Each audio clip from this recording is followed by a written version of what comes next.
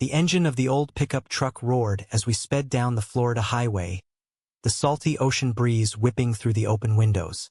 I glanced over at Mike, my dad's best friend, his strong hands gripping the wheel, a faint smile playing on his lips as he hummed along to some classic rock tune.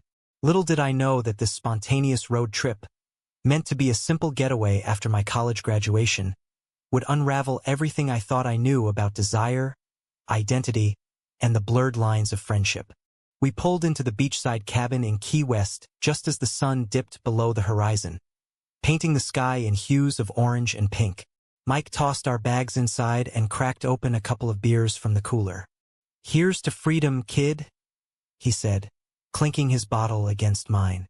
At 22, I wasn't exactly a kid anymore, but to Mike, who'd known me since I was in diapers, I'd always be Tom's little boy. My dad, Tom, had planned this trip for the three of us, a guy's weekend to celebrate my degree in journalism. But work called him away at the last minute, leaving me and Mike to fend for ourselves. I was gay, out to my family for years, but Mike was the epitome of straight-laced masculinity.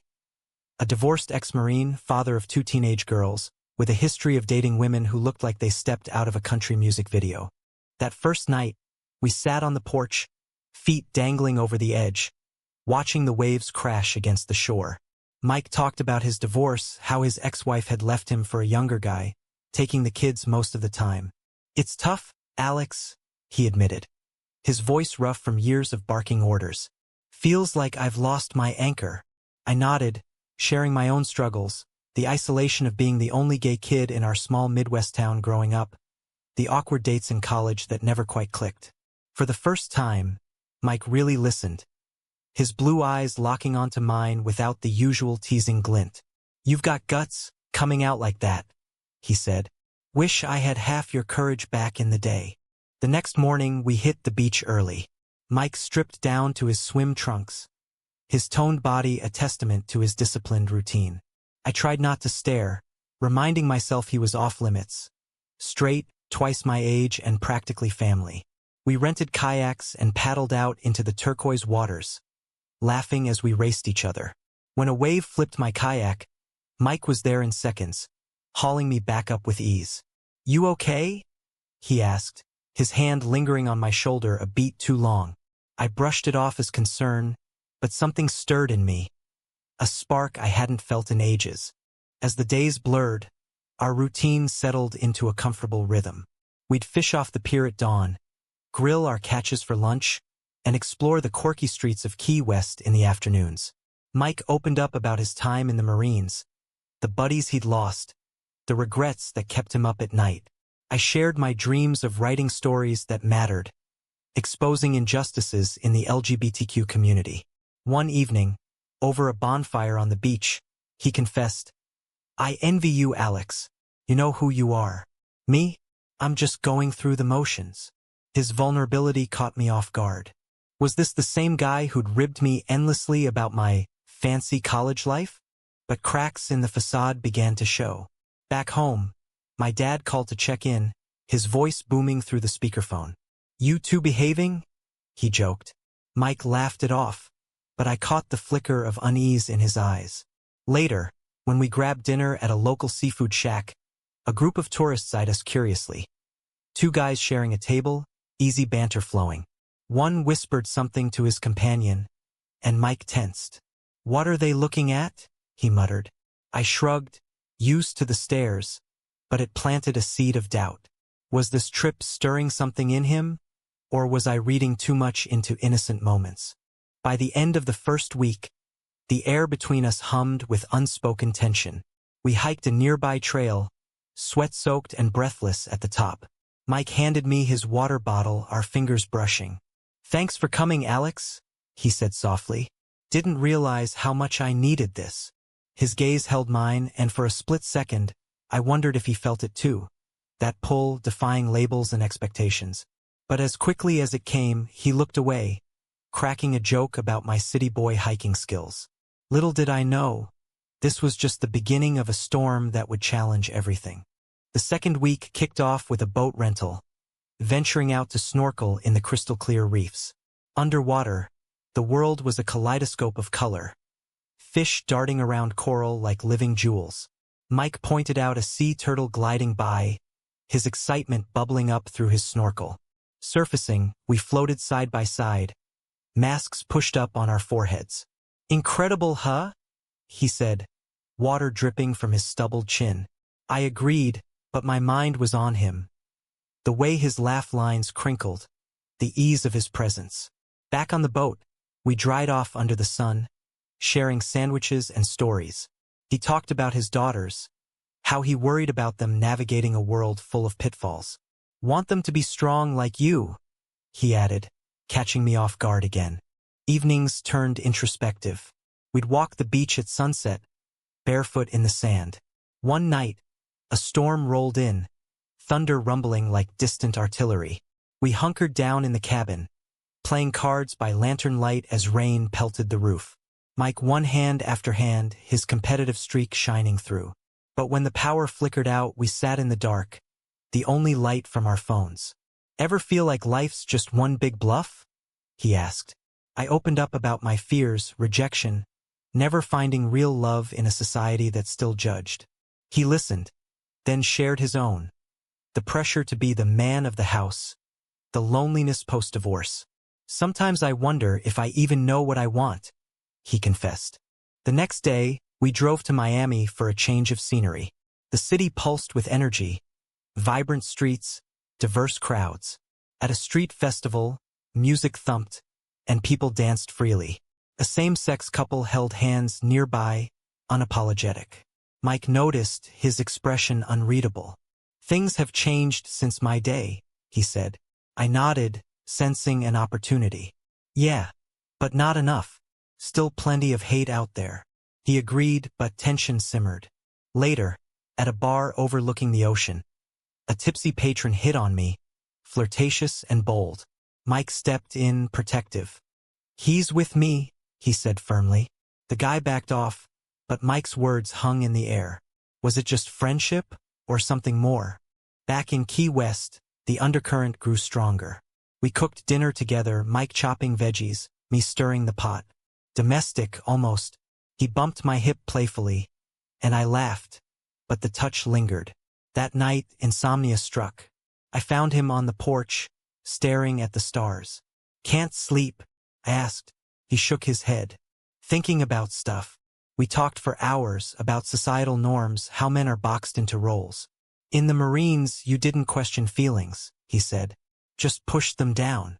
I shared my coming-out story, the relief and the backlash. His hand rested on the armrest, inches from mine. In a bold move, I covered it with my own. He didn't pull away, but conflict brewed. My dad texted updates, oblivious. Friends back home messaged me, teasing about the bromance. One evening, Mike got a call from his ex-wife, arguing about custody. He hung up frustrated, pacing. "She thinks I'm shirking responsibilities, gallivanting here." I tried to console him, but he snapped, "You wouldn't understand." Hurt, I retreated. The next morning, he apologized, pulling me into a hug, strong, enveloping. "Didn't mean it, Alex." The embrace felt charged, his heart pounding against mine. As the week wound down, whispers of doubt crept in.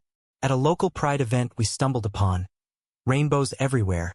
Mike seemed intrigued yet uneasy. "This your world?" he asked.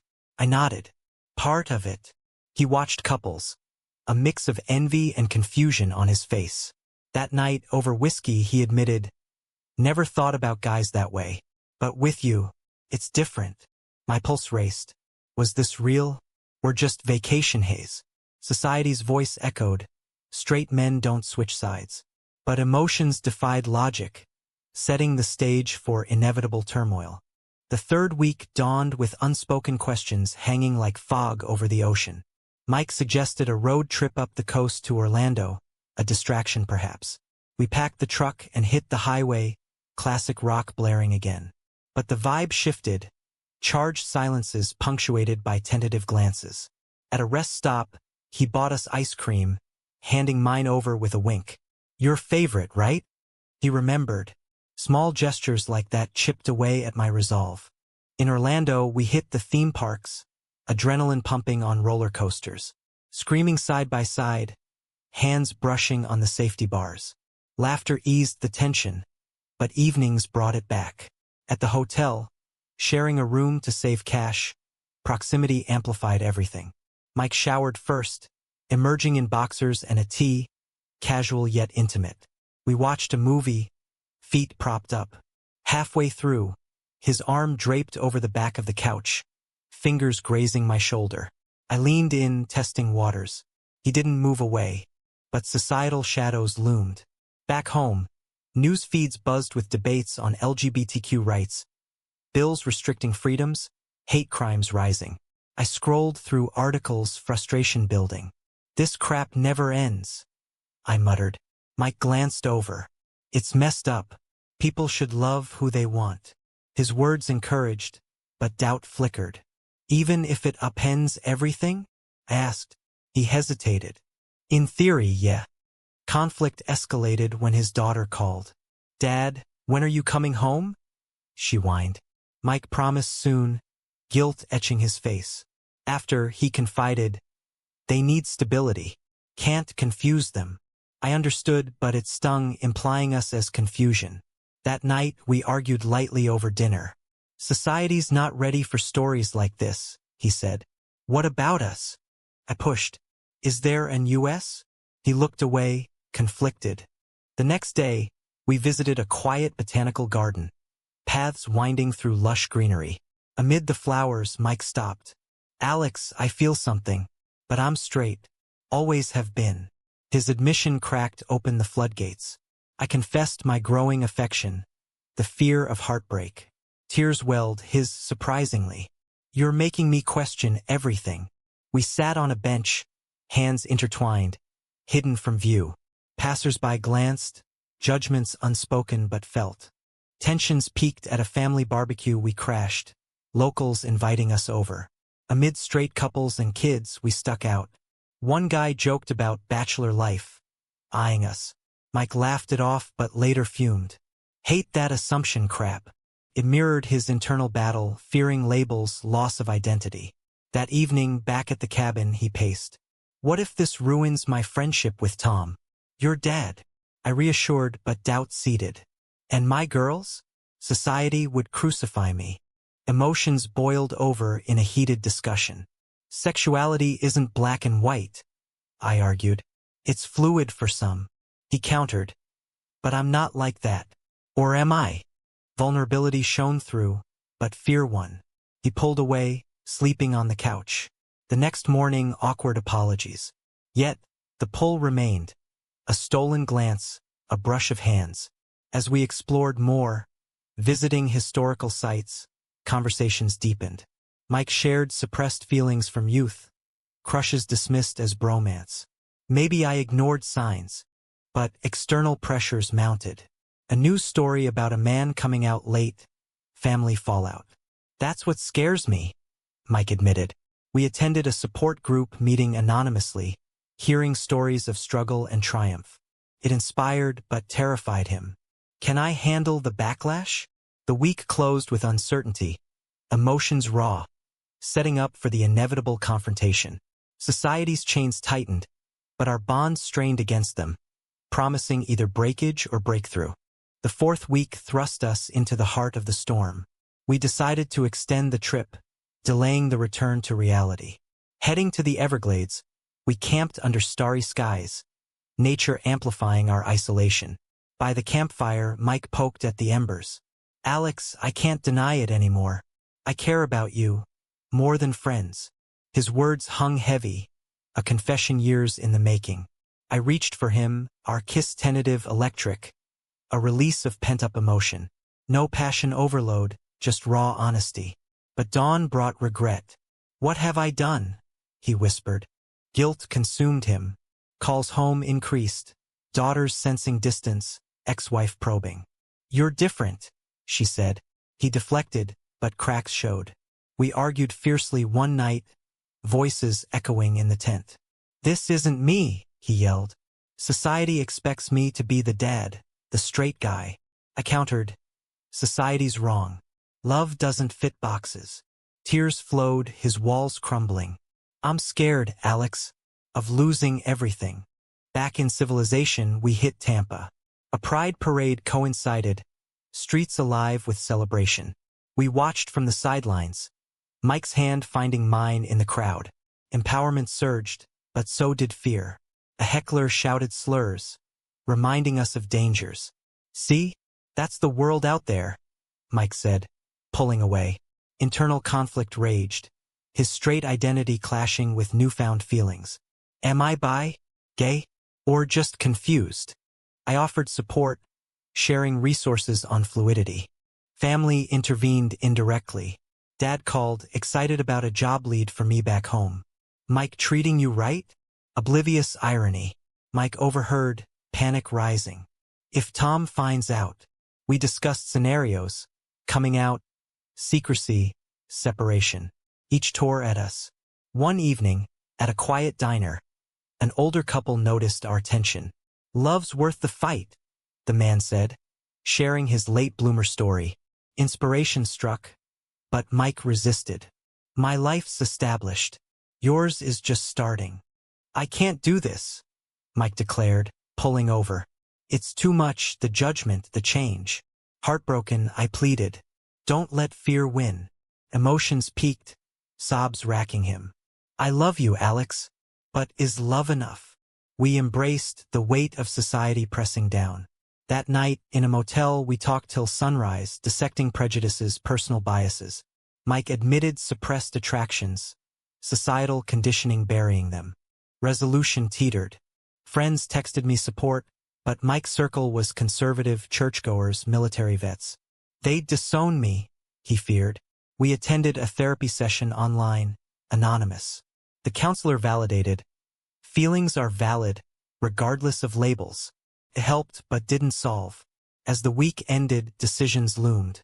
Mike chose tentative steps forward, a secret for now, testing waters. But doubt lingered, our bond fragile amid swirling controversies of identity, age gaps, and familial ties. The path ahead promised more turmoil, but also potential healing. The final week blurred into a whirlwind of reflection and reckoning. We returned to Key West, the cabin feeling like a sanctuary turned pressure cooker. Mornings were quiet, coffee shared in silence, each lost in thought. Mike journaled, processing emotions long ignored. Never realized how boxed in I felt, he shared one day. I encouraged, but reality intruded. Flight home booked, lives waiting. We spent days on the beach, walking miles, discussing futures. Could we make this work? I asked. He pondered. In a perfect world, yes, but ours isn't. Societal hurdles loomed. Workplace discrimination, family rejection. His daughter's reactions weighed heaviest. They adore you as Uncle Alex. This changes that. I nodded, aching. Yet moments of joy pierced through.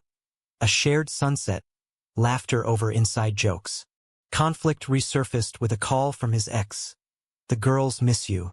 And there's talk in town about you too. Rumors spread via social media, friends speculating. Mike panicked. See? It's starting. We debated transparency. Hiding feels wrong, I said. He agreed partially, but fear dominated. That evening, we attended a local LGBTQ meetup. Stories of triumph over adversity inspired. One man, ex-military like Mike, shared his journey. Lost some, gained more.